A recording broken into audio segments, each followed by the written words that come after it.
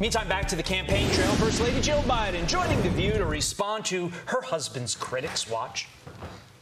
This election is about character. Yep. So you have two choices. You have my husband, Joe, who you all know, who has integrity, he's strong, he's steady, or you have chaos. You're going to see how smart he is and the experience he has.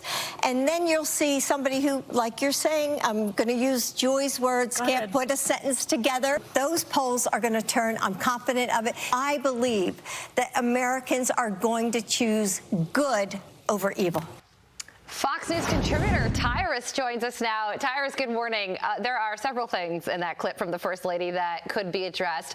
But starting where she ended, with this election being a choice between good and evil, that is a line that worked in 2020. But now people have perspective, and they can look at the current president's past 3.5 years and the term of former President Donald Trump's 4 years and see if good and evil really is what it is in our definition of it.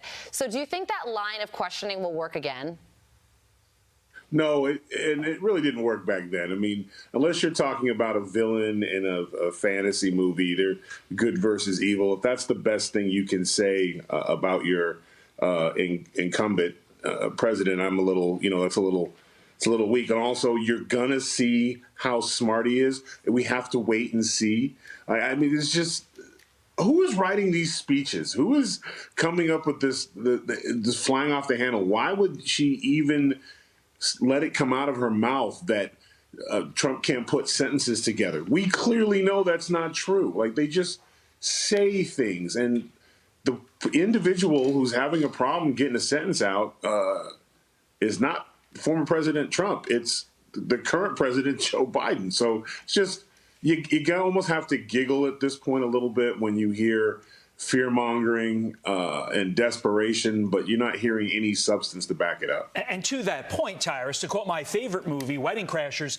you're projecting, Jill, because here is your husband. Watch. Lying around, and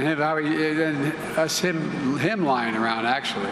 Folks, imagine what we can do next. 4 more years. Pause. 4 more years. America is a nation that can be defined in a single word. I was in the foothills of the Himalayas. My dad used to say, Joey, a paycheck is about more than a job is about more than a paycheck. To echo what you just said, Tyrus, why are Jill and the Democrats attacking what is arguably Trump's greatest strength, communication, when Joe's inability to literally form sentences is on the world stage and is clearly his greatest vulnerability? It makes no sense, Tyrus. Literally, the word that my kids would describe President Biden speaking is called cringe. It is cringe.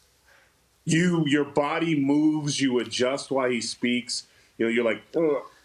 And when he's trying to get it out, it's painful to watch at times, and it's not even a thing. Like, I'm not even making fun of him. It's painful to watch. It's sad to see him struggle when he's supposed to be a world leader, and the people around him care more about getting their progressive stuff across than the diminishing old man who served his country. So it is frustrating to see it, but again, we're all seeing the elephant's been in the room for a long time. At this point, we're not even feeding the elephant peanuts anymore. It's just, we've come to just expect this from our president. And I think that's the real issue, because this is unacceptable. Any other job in the world, he would have been asked to step down within minutes. You couldn't be a Walmart greeter if you can't speak to people or wander around or even stand up for more than 15 minutes without stumbling. So really quickly, it's depressing.